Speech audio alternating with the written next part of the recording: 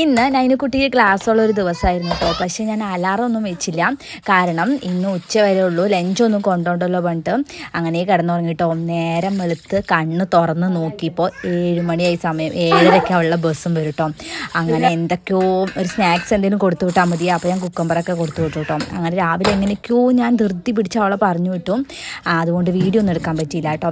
പിന്നെ വീട്ടിൽ അമ്മയൊന്നും ഇല്ലാത്തതുകൊണ്ട് ലഞ്ച് ഞാൻ തന്നെ വെക്കണം. അപ്പോൾ ലഞ്ചിനുള്ള പരിപാടിയൊക്കെ നേരത്തെ ചെയ്ത് വെക്കാമെന്ന് വിചാരിച്ചു. പക്ഷെ അതൊന്നും നടന്നില്ല കേട്ടോ. അപ്പോൾ ചോറ് അടുപ്പത്തിട്ടുണ്ട്.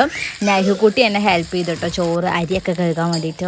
ചെറുപയർ ചാറും വെച്ചു. പിന്നെ നമ്മുടെ കുറച്ച് മുള്ളൻ ഇരിക്കുന്നുണ്ടായിരുന്നു കേട്ടോ, അതും ഒന്ന് വറുത്തു കേട്ടോ.